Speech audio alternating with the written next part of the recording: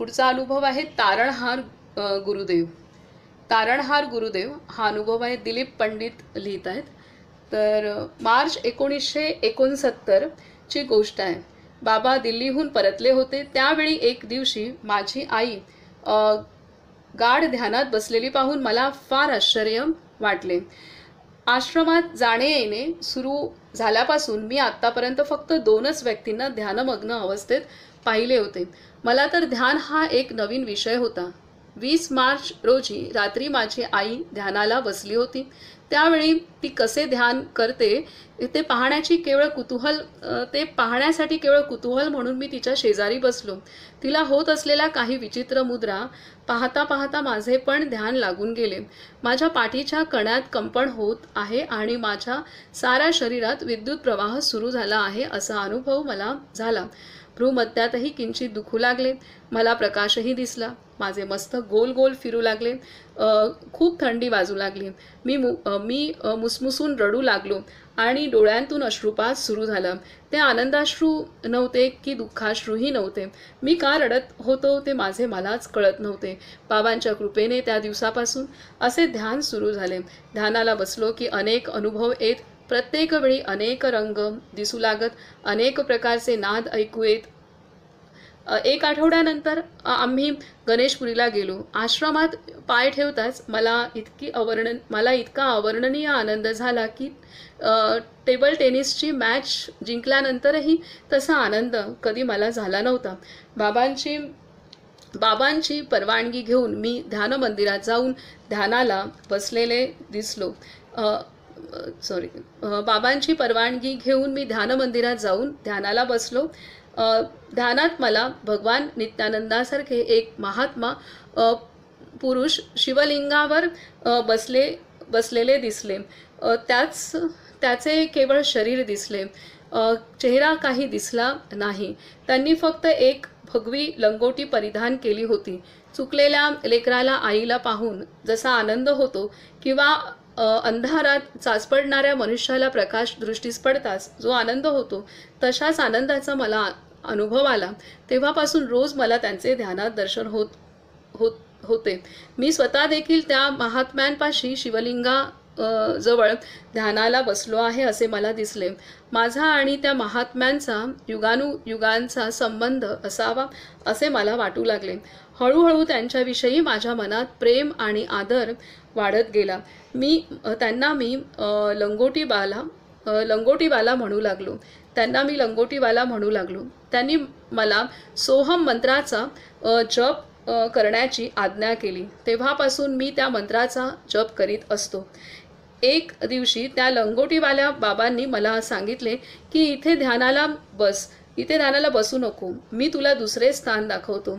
यापुढे तू त्याच ठिकाणी ध्यानाला बसत जा असे म्हणून ते मला डोंगरावर घेऊन गेले. तिथे पुष्कळ गुहा होत्या. त्या गुहांत अनेक साधू तपस्येला बसले होते. लंगोटीवाल्यांनी मला एक गुहा दाखवली. त्या गुहेत प्रवेश करताच त्या दिवसापासून आपल्याला एका मिशनच्या कामाला लागावे लागणार आहे असे मला वाटू लागले. आज मी 14 वर्षाचा आहे आणि मी ज्याची वाट पाहत आहे त्या कामाला वयाच्या 14व्या वर्षापासून सुरुवात होणार असून मला अजून त्याचे भान जरी नसले तरी त्या मिशनच्या कार्याची रूपरेषा मला पूर्ण अवगत आहे असे मला वाटू लागले. जणू काही त्या दिवशी मला त्यासंबंधी जागृती आली. मोटार चालवता येत असूनही हाती मोटारची चावी नसलेल्या माणसासारखी माझी अवस्था झाली. आता जणू काही ती चावी माझ्या हाती आली होती आणि फक्त गाडी सुरू करणेच बाकी राहिले होते. त्या लंगोटीवाल्यांबरोबर माझे संभाषण होत असले तरी अद्याप त्यांचा चेहरा दृष्टीस पडला नव्हता. एक दिवशी त्यांनी आपली मुद्रा प्रगट करावी अशी मी त्यांची प्रार्थना केली. नेहमीप्रमाणे ते हसू लागले आणि उठून उभे राहिले. त्या क्षणी त्यांच्या शरीरात सारे विश्व भरलेले पाहून माझे डोळे दिपून गेले. मला सूर्य मला चंद्र, सूर्य, तारांगण आणि आकाशगंगा दिसली. सारे ब्रह्मांड दृष्टीस पडले. त्यांचे शरीर म्हणजेच विश्वरूप आहे आणि सारे विश्व त्यात सामावलेले आहे असे मला वाटले. घनगंभीर आवाजात ते मला म्हणाले, पाहिलंस का मला? सारे विश्व हे माझे रूप आहे. आता सांग, माझे मुखावलोकन करण्याची कशाला इच्छा करतोस? मला सर्वत्र पहा. एकदा ध्यान संपल्यानंतरही माझे डोळे उघडेनात. माझी ज्ञानमुद्रा झाली होती ती देखील सुटेना. तेव्हा मी माझ्या आईला माझ्या डोळ्यांना स्पर्श करायला सांगितले. तिचा स्पर्श होताच डोळे उघडले, पण ज्ञानमुद्रा सुटेना. जणू काही माझ्या अंगुष्ठ आणि तर्जनी जणू काही माझा अंगुष्ठ आणि तर्जनी चिकटून एक झाली होती. इतक्यात त्या लंगोटीवाल्याचा आवाज मला ऐकू आला. ते म्हणाले, बरं, तुझी बहीण बसली आहे, तिच्याकडे जा. मी गेलो तर माझी बहीण माधवी कुणाला तरी आपले अनुभव सांगत बसलेली दिसली. मला पुन्हा तो आवाज ऐकू आला. लंगोटीवाले म्हणाले, तुझ्या ज्ञानमुद्रेने माधवीच्या पाठीवर मार, म्हणजे तुझी ज्ञानमुद्रा सुटेल आणि तिचे ध्यान लागेल. मी त्याप्रमाणे तिच्या पाठीवर आणि नंतर तोंडावर जोराने मारले. माझी बहीण मोठमोठ्याने हसू लागली आणि अर्धा तास ध्यानमग्न होऊन बसली. तर अशा पद्धतीने अनुभव आहे. एकदा रात्री, म्हणजे हे बाबा मुक्तानंदांनी आणि भगवान नित्यानंदांनी साधक एवढे तयार केले की त्यांच्या अंतरी पण ते क्षमता होती की प्रवाहन करण्याची, शक्ती प्रवाहन करण्याची, किंवा दुसऱ्या साधकाला पण ह्या ध्यान मार्गाला आणण्याची आणि गुरूंच्या जवळ आणण्याची. किती मोठी गोष्ट आहे. पुढे सांगतात की एकदा रात्री झोपायच्या आधी मी ध्यानात बुडून गेलो. त्या थोड्याशा क्षणांतच, आणि इथे महत्त्वाची गोष्ट म्हणजे गुरुमध्ये त्यांनी चेहरा नाही दाखवला, अजूनही स्पष्ट नाही केलेला आहे. लंगोटीवाला एवढंच आहे की त्या शिवलिंगावरती भगवी लंगोटी घातलेलं शरीर दिसलंय चेहराने, आणि चेहरा दाखव म्हटल्यानंतर विश्वरूप दर्शन करवले. म्हणून आपल्याला गुरु सर्व सिद्धींचे कारण म्हणजे गुरुप्रसन्नता हे जे सांगितलं आणि गुरूंचं जे वर्णन केलंय, भगवंत जसा सर्व व्यापक, कारण भगवंतच गुरु आहेत, तर त्यामुळे गुरुही सर्व व्यापक आहे. तर ती अनुभूती इथे प्रत्यक्षात अशी आपण एकमेकांना डोळ्याने पाहतोय तशी या साधकाने पाहिली, हे इथे स्पष्ट होत आहे. आता पुढे सांगतात, एकदा रात्री झोपायच्या आधी मी ध्यानात बुडून गेलो. त्या थोड्याशा क्षणांतच ते लंगोटीवाले मला म्हणाले, मी तुला परीक्षेला बसू देणार नाही. मला तुला बरंचसं काही सांगायचं आहे. तुझ्या डाव्या हाताला काहीतरी जखम होणार आहे. मी माझ्या आईला ही गोष्ट सांगितली. घरातल्या लोकांनी माझी चेष्टा केली आणि परीक्षेला बसायला नको म्हणून हा काहीतरी बहाणा करतो आहे असे सर्वजण म्हणू लागले. 2 दिवसांनी मोटार ॲक्सिडेंटमध्ये माझ्या उजव्या हाताला इजा पोहोचली आणि तो बँडेजने बांधून ठेवावा लागला. मी खुश झालो. परीक्षेची कटकट चुकली म्हणून नाही, पण ध्यानाला बसायला मिळेल म्हणून खुश झालो. पण माझ्या पदरी निराशाच पडली. त्या दुर्घटनेत माझ्या हाडांनाही मार लागला होता. त्यामुळे ध्यानात सोहम जप सुरू झाला की माझ्या छातीत हवा भरली गेली आहे असे वाटू लागे आणि मी तो दाब मला सहन होत नसे. त्यामुळे मी ध्यानही करू शकलो नाही. 15 एप्रिल 1969ची गोष्ट आहे. त्यावेळी मी माझ्या 2 लहान भावांबरोबर सफाळ्याला आमच्या शेतीवर गेलो होतो. एक दिवशी मी नेहमीप्रमाणे पहाटे उठलो, मग तंद्रावस्थेत गेलो. त्या अवस्थेत लंगोटीवाल्यांनी दर्शन देऊन म्हणाले, तुझ्या एअरगनला मनुष्याच्या रक्ताची तहान लागली आहे. मी विचारले, कुणाचे रक्त? ते म्हणाले, तुला लवकरच समजेल. भगवानच ते नक्की करेल. तुला लवकरच समजेल, भगवानच ते नक्की करेल. त्यांच्या बोलण्याकडे मी फारसे लक्ष दिले नाही. तरी पण एका कागदावर ही गोष्ट मी लिहून ठेवली. संध्याकाळी एअरगन घेऊन मी माझ्या भावांबरोबर जंगलात शिकारीला गेलो. शिकार खेळून आम्ही परत आलो.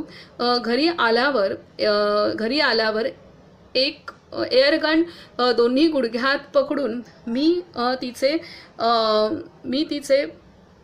चेंबर उघडू लागलो तर ती माझ्या हातातून निसटली. बाजूला एक मुलगा उभा होता. त्याने ती पकडण्याचा प्रयत्न केला. त्या प्रयत्नात त्याचा हात बंदुकीच्या घोड्यावर दाबला गेला आणि त्या बंदुकीची गोळी सुटून माझ्या छातीच्या उजव्या भागात घुसली. मोठ्या कष्टाने आणि शांतीने मी ती वेदना सहन केली. डोळ्यात पाणी देखील येऊ दिले नाही. ध्यानाचा अभ्यास असल्यामुळेच मला ही शक्ती प्राप्त झाली होती. आता असा माझा विश्वास आहे. मला डॉक्टरकडे नेण्यात येऊन माझ्यावर प्रथमोपचार करण्यात आला. दुसऱ्या दिवशी मुंबईच्या एका नर्सिंग होममध्ये माझ्यावर ऑपरेशन करण्यात आले. तेव्हा डॉक्टर म्हणाले की बंदुकीची गोळी माझ्या फुफ्फुसाच्या अगदी जवळून निघून गेली होती. ऑपरेशनच्या अर्धा तास माझे ध्यान लागून गेले होते. ऑपरेशनच्या आधी अर्धा तास माझे ध्यान लागून गेले होते. मग लंगोटीवाल्यांनी प्रगट होऊन मला एक अत्यंत महत्त्वाची सूचना दिली. ती मी ताबडतोब एका कागदावर लिहून ठेवली. ती गोष्ट मी कुणालाही सांगता नये अशी ही ताकीद लंगोटीवाल्याने दिली होती. पुढे मी जेव्हा आश्रमात गेलो होतो तेव्हा तो कागद मी बाबांकडे दिला. ऑपरेशन नंतर तंद्रीत असताना मी माझ्या आईवडिलांना सांगितले की ऑपरेशन चालू असताना बाबा आणि लंगोटीवाले दोघेही तिथे उपस्थित होते. त्यामुळे मला फार सुख आणि समाधान वाटले. छातीत फार वेदना होत होत्या, पण भगवान नित्यानंदांच्या तसबिरीकडे पाहताच माझे ध्यान लागून जात असे. त्यावेळी ते लंगोटीवाले माझ्या जखमेवरून हात फिरवत आहेत असे मला दिसले आणि माझ्या वेदना शांत झाल्या. टाके काढल्यानंतर मी गणेशपुरीला गेलो. बाबांनी मोठ्या प्रेमाने विचारणा केली. लंगोटीवाल्यांबद्दलही त्यांनी काही प्रश्न मला विचारले आणि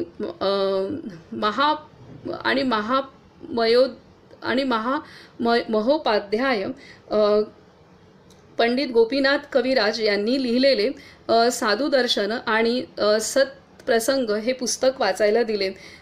त्यात केदार नावाच्या एका मुलाला आलेले अशाच प्रकारचे सत्य अनुभव दिले होते. ध्यान लागले की मी दुसऱ्यास कुठल्या तरी विश्वात जात असतो. त्यावेळी मला एक प्रकारचा दिव्यसुखाचा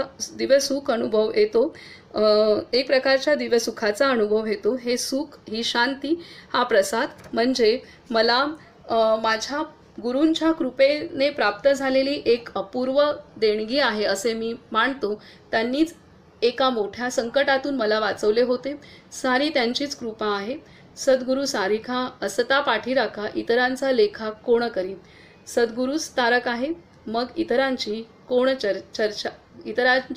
पर्वा करतो. सद्गुरूच तारक आहे, मग इतरांची कोण पर्वा करतो. अशा रीतीने हा ग्रंथ पूर्ण झालेला आहे. आणि इथे ह्या साधकाचा अनुभव की त्याला आधीच पूर्वसूचना मिळाल्यामुळे मनाची तयारी होती आणि ते ऑपरेशन करताना सुद्धा भगवान नित्यानंद आणि बाबा मुक्तानंद सोबत होते आणि ते त्याच्या छातीवरनं हात फिरवत होते आणि हे सगळ्या अनुभूती आहेत. आता अशाच अनुभूती अनेक संतांनी आपल्या साधकांना दिलेल्या आहेत.